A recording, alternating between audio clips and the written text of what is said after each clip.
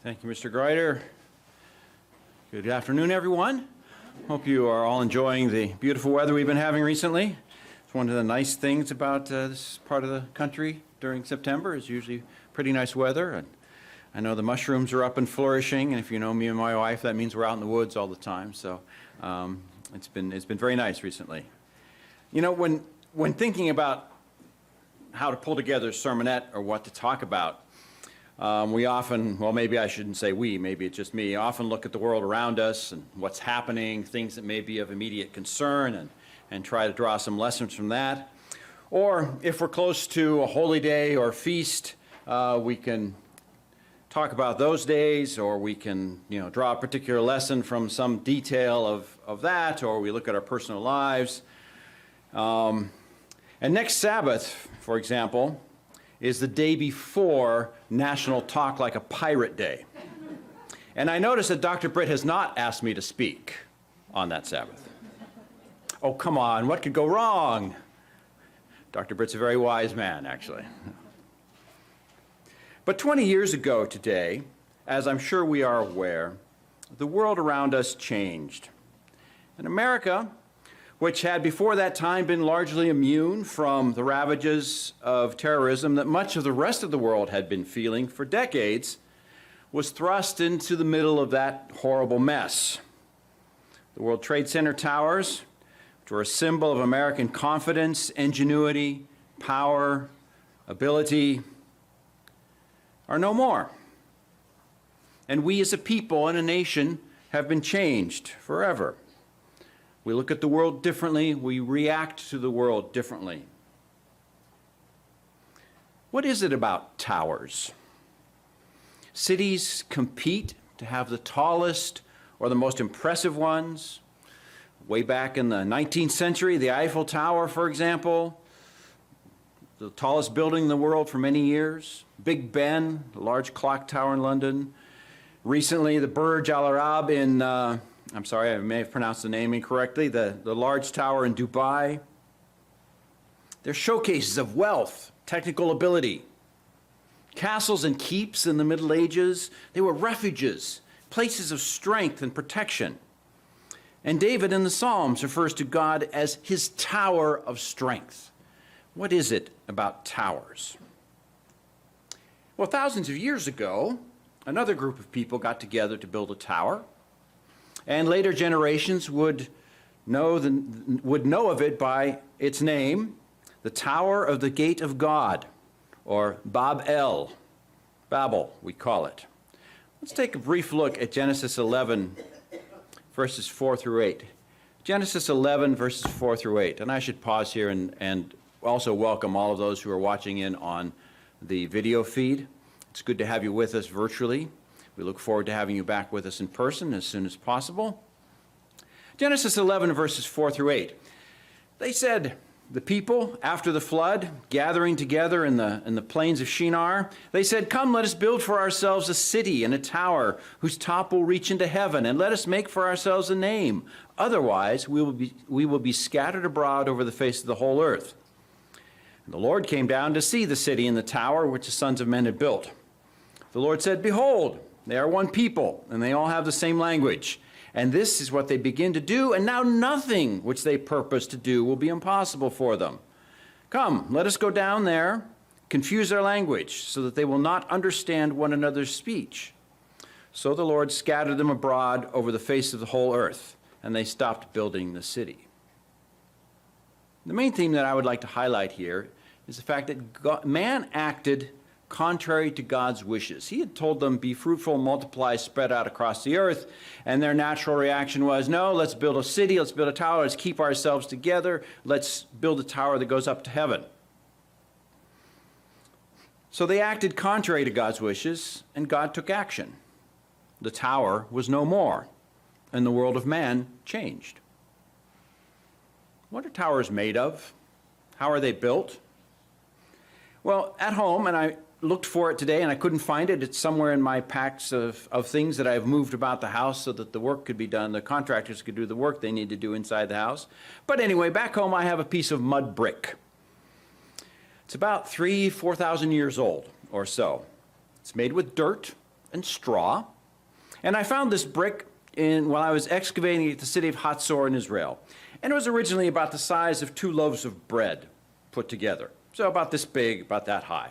If you can imagine 2 loaves of bread side by side. I found it in a fill site, meaning that it wasn't in its original place. Someone had years ago, thousands of years ago, dug it up, dumped it into a hole in the ground to make everything level, etc., and had built new buildings on top of it. So it's really hard to tell exactly what it was originally being used for or how old it was. So the age is an approximation based upon the composition and the technique of putting the mud and the straw together. And the only reason this brick survived is because it had been partially burned in a fire, so it was hardened on one side. That's all that's left. All that's left is some tower or some building that somebody built. It's a reminder today that when God tears down a tower, he does a thorough job. Not even a memory is left behind. And towers are built brick by brick over a long period of time. They're reinforced with other materials so that additional levels can be added, and slowly or rapidly, depending on your building techniques, they grow higher and stronger until no power on earth can tear them down. Or so we would like to believe. You know, sin works the same way in our minds. Brick by brick, we build towers. Action by action, thought by thought, reinforced by associations, imaginations, and other sins. And we are good at fooling ourselves that this is not a tower. It's merely a hut. It's just a hut, which I can leave at any time. But even dirt and straw can make palaces and temples. And so we continue on our way, unchanging. Turn to 2 Corinthians chapter 10, please. In 2 Corinthians chapter 10, Paul uses some very interesting language while addressing our spiritual life, and he compares it to warfare. 2 Corinthians chapter 10, I'm going to start in verse 3. For though we walk in the flesh, we do not war according to the flesh. For the weapons of our warfare are not of the flesh, but divinely powerful. For what? For the destruction of fortresses. And in the old King James it says, for the tearing down of strongholds. For the destruction of fortresses. What are we destroying? What are these fortresses? We are destroying speculations and every lofty thing raised up against the knowledge of God, and we are taking captive every thought to the obedience of Christ. Or we are taking every thought captive to the obedience of Christ, if I get my words in the proper order. This parenthetical thought that Paul injects in here gives us something to think about. What ought we to be doing? What ought we to be doing? As I said, the King James says pulling down strongholds. We could easily substitute toppling towers. What do these towers look like that Paul is talking about? Well, he gives us a hint. He calls them vain imaginations or speculations. Empty imaginations or speculations. Turn to Romans 1. Turn to the first chapter of the book of Romans. I'm going to read a couple of verses there, verses 18 through 22. It talks about where some of these vain imaginations may come from. Starting in verse 18 of Romans chapter 1, for the wrath of God is revealed from heaven against all ungodliness and unrighteousness of men who hold the truth in unrighteousness, because that which may be known of God is manifest in them. For God has showed it to them. For the invisible things of him from the creation of the world are clearly seen, being understood by the things that are made, even his eternal power and Godhead, so that they are without excuse. Because that when they knew God, they glorified him not as God, neither were they thankful, but became vain in their imaginations, and their foolish heart was darkened. Professing themselves to be wise, they became fools. Rather than being thankful, rather than glorifying God, they became vain in their imaginations. These empty imaginations run counter to the glorification and thankfulness towards God. So what do these towers look like? Empty questioning about what is true. Things that make us feel wise and learned. And especially here, Paul is talking about the worship and philosophical practices of the Gentiles, which is a huge subject in and of itself, which we won't get into. Sometimes, though, we just need to tell our brains to shut up and listen to what God has to say. Just clam up. God kind of tells Job that at the end of Job. He says, as you know, who's making all this noise? Answer me if you can, and lays out a bunch of questions for Job. Sometimes we just need to take the truth for what it says, and don't argue with the expert, which is God. Are there areas in your spiritual walk with God in which you are trying to make a name for yourself, like the Tower of Babel? We naturally build mental constructs based upon all our experiences. It's how we make sense of the world. We do that with Scripture and with God, too. Whether it be about history or prophecy, personal relationships, a Christian's duty to his fellow man, we put things together in a certain way that's kind of unique to us. And it may not be God's way. So this feast season, especially with Atonement coming on, which is a day that is supposed to bring liberty to those who are enslaved, let's ask God to liberate us from our own false constructs, to tear down our own towers that we may have built. Just like the Tower of Babel, what seems like confusion that is the result could actually be God's will. Because when these towers fall in our minds, we kind of don't know what to do. I had this all figured out, and now I don't. What do I do? What do I do? I'm confused, just like the confusion of the languages. We don't have to have everything all pulled together neatly into a bundle. Getting back to 2 Corinthians, we see another power of our spiritual weapons. Destroying every lofty thing, he says. What have we exalted above God this year? Are we ready to let go of our presuppositions about him and our personal role in his master plan when we are confronted with the truth of his power and sacrifice? Maybe we should be thinking on those big things first. His power, his sacrifice, what that means. Let me get a more specific idea about this. Has God answered any of your prayers this year? Have you had an answered prayer or two or three? If so, what has your response been?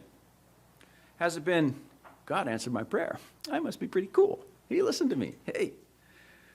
Or has it been, God answered my prayer.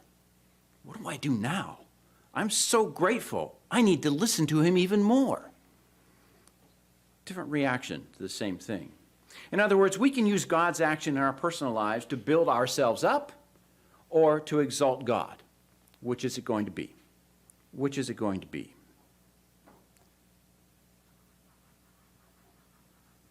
Another power of our spiritual weapons, a result of the tearing down of towers, is bringing every thought into captivity, as Paul says again in 2 Corinthians.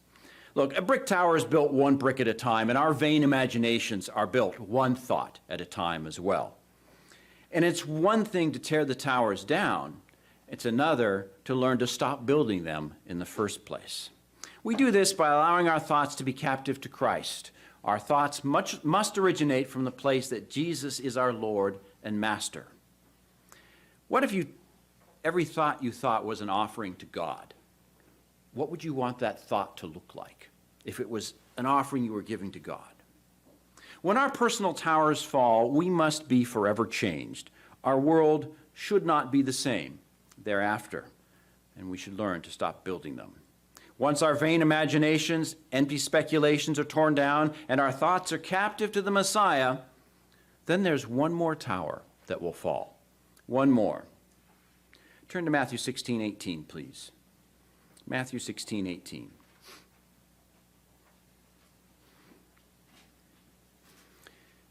Jesus is talking to his disciples. Peter has just acknowledged that Jesus is the Lord and Messiah. And Jesus answers him and says, I also responds to that answer by Peter and says, I also say to you that you are Peter, and upon this rock, the truth that Jesus is the Lord and Messiah, I will build my church, and the gates of Hades will not overpower it. In the old King James, it says, the gates of hell will not prevail against it. Let me ask you a question. What are the city gates for? Are they to keep people in or keep people out? The main reason for the city gate is to keep people out. It's an extension of the wall. So I asked that question because I want to ask this next question. Who's attacking here? In this example, the gates of Hades will not overpower the church. Who's attacking? Who's trying to get in? The church is trying to get in. The Lord's body will not even be stopped by the gates of death. It will break in, it will tear down that tower as well, and then the whole universe will never be the same.